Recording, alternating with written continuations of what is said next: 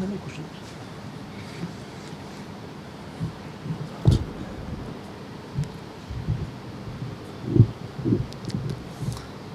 الحمد لله نحمده ونستعينه ونستغفره ونعوذ بالله من شرور أنفسنا ومن سيئات أعمالنا من يهده الله فلا مضل له ومن يضلل فلا هادي له وأشهد أن لا إله إلا الله وحده لا شريك له وأشهد أن محمدًا عبده ورسوله أما بعد فإن خير الكلام كلام الله وخير الهدي هدي محمد صلى الله عليه وآله وسلم وشر الأمور محدثاتها وكل محدثة بدعة وكل بدعة ضلالة وكل ضلالة في النار. بەڕێزم گەرپێت خۆشە لە ڕۆژی قیامەتە هیچ کەسێک منافەسەی تۆ نەکات لە خێر و لە چاکەدا. ئەگەر پێت خۆشە لە ڕۆژی قیامەتە لە هەموو کەسێ خێر و چاکەت زیاتر پێبێ ئەوە بەردەوام بە لەم عیبادەتە گەورەیە. خۆشەویستی خوا فەرمێ صلی الله عليه وسلم لە حەدیثێکی صحیحی بوخاری دەهاتووە دەفەرمێ أفلا أخبركم بأمر تدركون من كان قبلكم وتسبقون من جاء بعدكم ولا يأتي أحد بمثل ما جئتم به. خۆشەویستی خوا صلی الله عليه وسلم بە سەحابەکانی فەرموو ڕەزای خۆیان لێبێت ئایا شتێکتان پێ بڵێم ئەگەر ئەنجامی بدەن دەگەن بەوانەی پێش خۆتانە لە خێر و چاکەدا، ئەوانەی کە لە پێش ئێوە ڕۆشتون دەگەن بەواندا و ئەوانەشی کە لە دوای ئێوە دێن پێشی ئەوانیش دەدەنەوە. دەگەن بەوان کە لە پێش ئێوە ڕۆشتونە ئەوانەشی کە لە دوای ئێوە دێن ئێوە پێشیان دەکەون، واتە لەوانش چاکەتان زۆرترە بێت کە لە دوای ئێوە دێن. و هیچ کەسێکیش نییە لەسەر زەویدا بەقەد ئێوە چاکەی هەبێ مەگەر کەسێک وەک ئێوەی کردبێ یا زیاتر. ئەبێ چی بێت؟ من بگەم بە کەسانی پێش خۆمە و پێشی کەسانی دوای خۆشم بدەمەوە و هیچ کەسێکیش لە من چاکەی زیاتر نەبێ، ئەبێ چی بێ ئەو عیبادەتە؟ پێغەمبەری خوا فەرمی صلی الله عليه وسلم تسبحون في دبور كل صلاة 10 وتحمدون 10 وتكبرون 10. لدواي نيوجا فرزكان همون نيوجا فرزكان دجار بلين سبحان الله، دجار بلين الحمد لله، دجار بلين الله أكبر. حديث باسي سيوسيئك حديث باسي يانزأك حديث زور مسمان أم حديث دجارك بوي إن شاء الله دواي همون يوجيكي فرز بيش آية كرسي يا دواي آية كرسي دجار بلين سبحان الله، دجار بلين الحمد لله، دجار بلين الله أكبر. ئەوە ئێوە کەسێکە بن هیچ کەسێک لە خێر و چاکەدا پێشی ئێوە ناکەوێت. ئەگەر پێت خۆشە هیچ کەسێک لە ڕۆژی قیامەتە منافەسەی تۆ نەکات لە خێر و چاکەدا، زۆرترین و باشترین و گەورەترین خێر و چاکەت پێبێ لە قیامەت، هیچ کەسێک نەتوانێ بگا بە تۆدا، ئەوە بەردەوام بەو ئەم حەدیثەی پێغەمبەری خوا صلی الله عليه وسلم تطبیق بکە ئەگەر جارێکیش بێ ئەگەر چەندەها جار بێت. لە حەدیثێکی صحیحی بوخاری مسلم داهاتوە خۆشەویستی خوا فەرمێ صلی الله عليه وسلم هەر کەسێک بڵێ ئەم زیکرە بکات لا إله إلا الله وحده لا شريك له له الملك وله الحمد وهو على كل شيء قدير. 100 جار لە ڕۆژێکە، یعنی تۆ 6 ساعات 10 ساعات مەجالت نییە چارێکی 20 دقیقە نیو سەعاتانیشی زیکری خوا بکەی، ئەی بۆ مۆبایلەکە مەجالە زۆرە. هەر کەسێک لە ڕۆژێکدا ئیتر لە بانگی بەیانیەوە حتا بانگی مەغریب پێڵێن ڕۆژ بە شەویش بیکەی بە هەمان شێوە ئین شاء الله 100 جار بڵێ لا إله إلا الله وحده لا شريك له له الملك وله الحمد وهو على كل شيء قدير. خوای پەروەردگار چیت بۆ نووسێ وەکو ئەوایە خێر و پاداشتەکەی دەکۆی لە دە عەبد لە عەبدایەتی ڕزگارکەی و بیکڕی و ڕزگاریکەی و خوای گەورە 100 خێر و چاکەت بۆ دەنووسێ 100 گوناه و تاوانت لێ دەسەڕێتەوە و ئەو ڕۆژە کە تۆ ئەم 100 جار ئەم زیکرەت یا کردووە لەو ڕۆژەدا خوای گەورە لە شەیتان دەیتپارێزێ هەتا ئێوارە لە شەیتان دەیتپارێزێ بەڵام مەبەستمان ئەمەیە ولم يأتي أحد بأفضل مما جاء به إلا أحد عمل أكثر من ذلك. هیچ کەسێک نییە لە ڕۆژی قیامەتە چاکەی لە تۆ زیاتر پێ لەو ڕۆژەی کە تۆ ئەم 100 جار زیکرت یا کردووە لەسەر زەویە هیچ کەسێک نییە چاکەی لە تۆ زیاتر بێ ئیلا مەگەر کەسێک وەک تۆی کردبێ یا زیاتری کردبێ کەواتە ئەگە پێت کرا لە بیرت نەچێ 100 جار بڵێ لا إله إلا الله وحده لا شريك له له الملك وله الحمد وهو على كل شيء قدير ئەوە تۆ لەسەر زەویدا کەسێک نییە منافەسەی تۆکە لە خێر و چاکەدا مەگەر کەسێک وەک تۆ بکە یا زیاتر. کەواتە ئەمانە زۆر پێویستمان پێیەتی بۆ قیامەت بۆی لە قیامەت ئینشاءڵڵا چاکەمان زۆر بێ خێرمان زۆر بێت.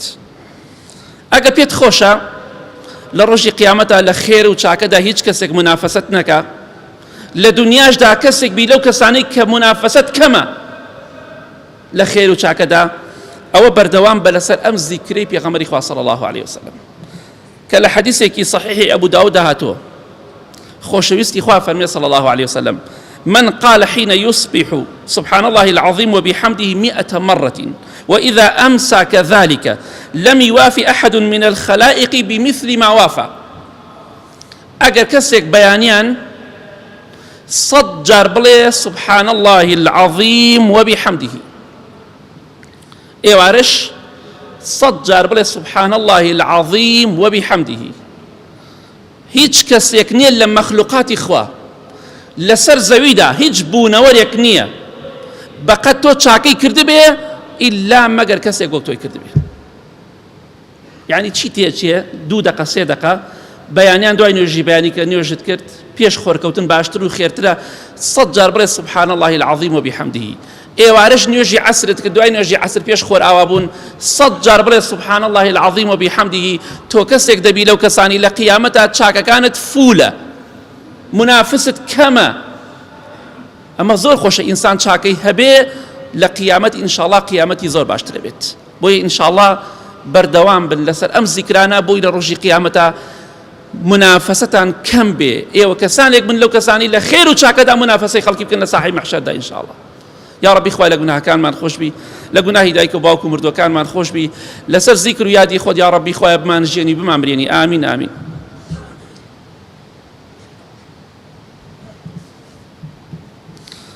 الحمد لله والصلاة والسلام على رسول الله وعلى آله وصحبه ومن والاه.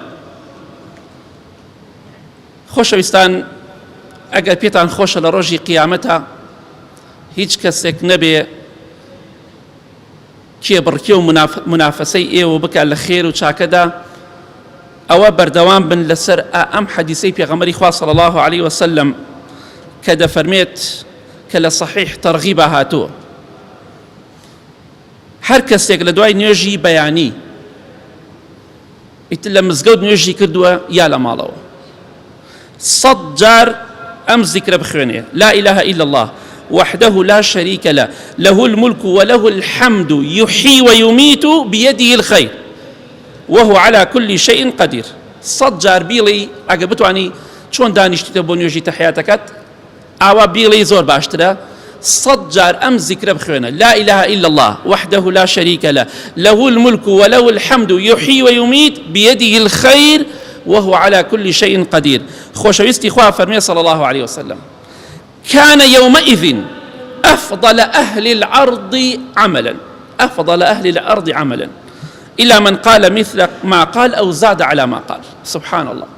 لو ڕۆژەدا کە تۆ دوای نوێژی بەیانی 100 جار ئەم زیکرەت کردووە تۆ دەبیتە کەسێک لەو کەسانەی لەسەر زەویدا گەورەترین خێر و چاکەت ئەنجام داوە. هیچ کەسێک نییە لەم سەر زەویەدا خێر و چاکەی بەقەت تۆ هەبێ مەگەر کەسێک وەک تۆی کردبێ یا زیاتر. 100 جار بیڵێ دوای نوێژی بەیانی چێکی با 10 دقە خەوەکە تاخیر بێ وەڵا یەکسەر خەوم پیاکەوێ مادەم یەکسەر خەوت پیاکەوێ خەوەک لە دەستایە پاڵمەکەوە بە دانیشتنەوە زیکرەکان 100 جار بخوێنەوە ئەمجا ڕاکشێ. بە ئیزنی خوا ڕۆژێک دێ پێویست بە ئام عیبادەتانە دەبێت چونکە ئەم وتارەی تایبەتە ئەمڕۆمان بەو زیکرانەی کە لە ڕۆژی قیامەتە وات لێەکە هیچ کەسێک منافەسەی تۆ نەگا لە خێر و چاکەتە بۆی ئینشاءڵڵا لە بیرن نەچێ. ئەگەر پێت خۆشە لە ڕۆژی قیامەتە هیچ کەسێک منافەسەی تۆ نەکات، کێبڕکێ لەگەڵ تۆدا نەکات، پێشبڕکێ لەگەڵ تۆدا نەکات لە خێر و چاکە و عیبادەتدا، ئەوە بەردەوام بە لەسەر ئەم زیکرە مبارەکە کە خۆشەویستی خوا فەرمێ صلی الله عليه وسلم لە حەدیثێکی صحیح مسلمدا، هەر کەسێک بەیانیان و ئێواران من قال حين يصبح وحين يمسي سبحان الله وبحمده 100 مرة لم يأتي أحد يوم القيامة بأفضل مما جاء به إلا أحد مثل ما قال أو زاد عليه، رواه مسلم. هر کەسێک بەیانیان و ئێواران 100 جار بڵێ سبحان الله وبحمده، سبحان الله وبحمده، بەیانیان 100 جار، ئێوارانیش 100 جار، کەواتەوەی ترمان باس کرد سبحان الله العظيم وبحمده و باسمان کرد، ئەمەیان سبحان الله وبحمده. خۆشەویستی خوا فەرمێ صلی الله عليه وسلم هەر کەسێک بەیانیان 100 جار بڵێ سبحان الله وبحمده، ئێوارانی 100 جار بیڵێ، لە ڕۆژی قیامەتە هیچ کەسێک نییە خێر و چاکەی لەو زۆرتر بێت مەگەر کەسێک وەک تۆی کردبێ یا زیاتری وتبێ. چی تێچێ ئەگەر بەیانیان 5 دقە ئەم زیکرەی خوا بکەی دانیشی. چەند جا باسمان کردووە شەرمەزاریە بۆ ئێمەی خاوەن شەهادە، خوێنەوار، گەنج، پیرەپیاوێک، پیرێژنێک منافەسەی ئێمە بکاو لە ئێمە چاکەی زۆرتر بێت. وەڵای پێتەمەنی وایە ناوی خۆی نازانێ بنووسێ، بەقەت سەتەها شەهادەتە هەر زیکری خوا دەکە و زیکری خوا دەکات. تۆمە شەرمەزاری نییە، ئەو شەهادەیە فلسێک نایەنێ. ئەگەر بەسترین شەهادەتە بێ کە ئینسان خوای نەناسی قیمەتی نییە. بۆیە ئینشاءڵڵا لەبیرتان نەچێ بەیانیان و ئێواران 100 جار بڵێن سبحان الله وبحمده، ئێوە لە ڕۆژی قیامەتە کەس نییە منافەسەتان کا لە خێر و چاکەدا مەگەر کەسێک وەک ئێوەی کردبێ یا زیاتر دەی هەڵدن زیاتریش بێڵێن بە ئیزنی خوا. ئەمە خێر و بەرەکەتێکە خوا دەیەوێت لە دنیادا پێش ئەوەی بمرین بزانین لە قیامەتە چی شتێک وامان لێ ئەکات کەس منافەسەمان نەکە. زۆر خۆشە لە قیامەتە سەربەرز بی چاکەکانت فول بێ. ئەگەر پێت خۆشە لە ڕۆژی قیامەتە هیچ کەسێک لە خێر و چاکەدا منافەسەی تۆ نەکە، بەقەت تۆ خێر و چاکەی پێ نەبێ، ئەوە بەردەوام بە لەم زیکرەی خوایە. هانی کە سەحابەیەکی ئافرەتێکی بەتەمەنە ڕەزا و ڕەحمەتی خوای لێبێ دەفەرمێ پێغەمبەری خوا صلی الله عليه وسلم بەلاما تێپەڕی حەدیثەکەش لە سیلسیلەی صحیحە هاتووە، حەدیثێکی صحیحە. خۆشەویستی خوا صلى الله عليه وسلم بەلاما تێپەڕی کە ئامۆزای پێغەمبەری خوایە صلی الله عليه وسلم. هانی دەڵێن کە خوشکی ئیمامی عەلی ڕەزای خوای لێبێ، کچی ئەبوو تالیبە. وتی ئەی پێغەمبەری خوا صلی الله عليه وسلم خۆت ئەزانی من پیر بوومە، چوومەتە ساڵەوە، ئەختیار بوومە، تاقەتم نەماوە، لاواز بوومە، شتێکم پێ بڵێ دانیشم و بیکەم، چونکە تاقەتم نییە زۆر بە پێوە بوەستم. پێغەمبەری خوا فەرمی صلی الله عليه وسلم ئەی هانی 100 جار بڵێ سبحان الله، سبحان الله، پاک و بێگەردی بۆ ئەو خوایە کە شەریکی نییە، هاوڵی نییە، کوڕی نییە، کچی نییە، دایکی نییە، باوکی نییە، خوشکی نییە، برای نییە، شەریکی نییە. سبحان الله 100 جار بڵێ سبحان الله، خێر و پاداشتی ئەوەی هەیە بۆ تۆ کە 100 کۆی لەو عەبد ڕزگار بکەی لەنەوەی ئیسماعیل پێغەمبەر صلی الله عليه وسلم. وفەرمی 100 جار بڵێ الحەمد لله، خێر و پاداشتی ئەوەی هەیە 100 ئەسب زین و لەغاو بکەی لە پێناو خوادا، 100 مجاهید و تێکۆشەر بچێتە سەر پشتی ئەو ئەسپە و جیهاد کە لە پێناو خوادا لەبەر خاتری خوا. 100 جار بڵێ الحەمدولله، خێری ئەوەی هەیە 100 ئەسب بکڕی و بیبەخشی لە پێناو خوادا. ئێکێ توانێت 100 ئەسب بکڕێ لە ئێمە؟ ئەسپێکیش دانێ نەتوانین بکڕین.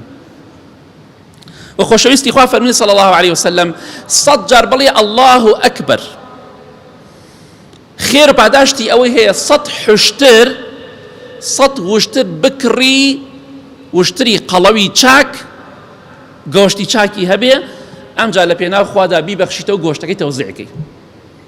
چێ لە ئێمە خەڵک ئەمڕۆ دەستی تێ ناچێ مەڕێ بزنێ بکاتە قوربانی بە قوربانی، لە کاتێکە پارەی هەزاران مەڕی هەیە، 100ها مەڕی هەیە. ئێتۆ ئەم عیبادەتە بکە، دانیشەوە ئەم عیبادەتە گەورە بکە، 100 حوشتر تەوزیعکەی گۆشتەکەی بەسەر خەڵکی فەقیر و هەژارە چەندە خێرە دەسەکەوێ. فەرمی 100 جار بڵێ الله ئەکبەر، ئەوەنە خێرە دەسەکەوێ. و 100 جار بڵێ لا إله إلا الله، نێوان ئەرز و ئاسمانت بۆ پڕ دەکات لە خێر و چاک. ئەرز و ئاسمان نێوانیان چەندێکە؟ بینی ئەرز و ئاسمان هەمووی بۆ پڕ دەکات لە خێر و لە چاکە. وخۆشەویستی خوا فەرمووی صلى الله عليه وسلم ولا يرفع يومئذ لأحد عمل إلا أن يأتي بمثل ما أتيت به. للروج قيامت شا بيقمان پاداشتی گەورە دەستەکەوێتەوە. ئەم هەموو چاکەی کە باسمان کرد ئەڕواتە ناو تەرازوی عەدالەتی خوا و چاکەکانی تۆ ئین شاء الله. خۆشەویستی خوا فەرمووی صلى الله عليه وسلم لەو ڕۆژەدا کە تۆ 100 جار وتوتە سبحان الله والحمد لله ولا إله إلا الله والله أكبر 100 جار ئەم زیکرەت وتووە ئێگە زیاتر بڵێ هەر باسی مەکە. هیچ کەسێک نییە لەم سەرزەویەدا چاکەی هەبێ لە چاکەکانی تۆ زۆرتر بێ ئیلا مەگەر کەسێک وەک تۆی کردبێ. ئەگە 200 بکەی ئەوە منافست کەمە. بۆی ئینشاءالله هەموو ڕۆژێک یا شەوەکەی بەلایانی کەمەوە 100 جار بڵێن سبحان الله والحمد لله ولا إله إلا الله والله أكبر. خێری ئازادکردنی 100 کۆیلەی هەیە، خێری ئەوەی هەیە 100 حشتر لە پێناو خوادا سەر بڕی گۆشتەکەی تەوزیعکەی، خێری ئەوەی هەیە کە بە ئیزنی خوا 100 ئەسب لەغا و زین بکەی لە پێناو خوادا جیهاد پێوە بکرێ، نێوان ئەرز و ئاسمانیش بۆ پڕ دەکات لە خێر و لە چاکە. ئیمان زەعیف و دۆڕاو ئەو کەسەیە ئەمە ببیستێ و تەطبیقی نەکات. خەمسات بۆ قیامەت ئەو کەسەیە بیبیستێ و تەطبیقی نەکات. بۆی ئینشاءالله زیکری خوا بکەن. لە کۆتاییدا دەڵێم ئیمامی ئیبن تەیمیە ڕەحمەتی خوای لێ بێ دەفەرمێ ئەبێ ماسی حاڵی چۆن بێ کاتێکە لە ئاو دەبڕێ. ئەو ئاوە چەندێک گرنگە بۆ ماسی زیکری خوش ئەوەندە گرنگە بۆ دڵی ئینسان. ئەبێ حاڵی ئینسان چۆن بێ کاتێکە لە خوا دوور بێ. ئینسان کە خوای نەناسی لە دنیادا بە سەرگەردانی دەژی و لە قیامەتشا بە ڕسوایی. بۆی ئینشاءالله ئەمانەی کە باسمان کرد چەند عیبادەتێک بوون کە ئەگەر ئەنجامی بدەی لە ڕۆژی قیامەتدا هیچ کەسێک ئینشاءالله منافەسەی تۆ ناکات لە خێر و چاکەدا. لە بیری مەکەن، دوایش دەتوانن ئینشاءالله ڤیدۆکان بۆ خۆتان گوێ لێ بگرن جوان جوان لەبەری کەن. الحەمدا بەڵاو دەبێتەوە وەک جاران نییە، دەتوان جوان جوان لەبەری کەن و گوێ لێ بگرن. اللهم اغفر للمؤمنين والمؤمنات والمسلمين والمسلمات الأحياء منهم والأموات من أهل السنة والجمعة والجماعات. يا ربي خواه الشفاء نخوش كان من بدي بتايبتي أواني داو دعاء خيريان كدوا خوایان ئەوانەی لە ماڵ و لە نەخۆشخانەکان نەخۆشن شیفایان بدەیت، ئەوانەی خەم و خەفەت و پەشاریان خوایە لەسەریان لابەری، خوایان ئەو کوڕانەی زەواجیان نەکردووە زەواجیان بۆ ئاسان کەی، ئەو کچانش بە هەمان شێوە کە زەواجیان نەکردووە. یا ڕەبی خوای هێمنی و ئارامی وڵاتمان بپارێزی، خوایان خێر و بەرەکەت و ڕەحمەتی خۆت بڕژێنی بەسەرماندا. آمين آمين آمين وصلى الله على محمد وآله وصحبه أجمعين.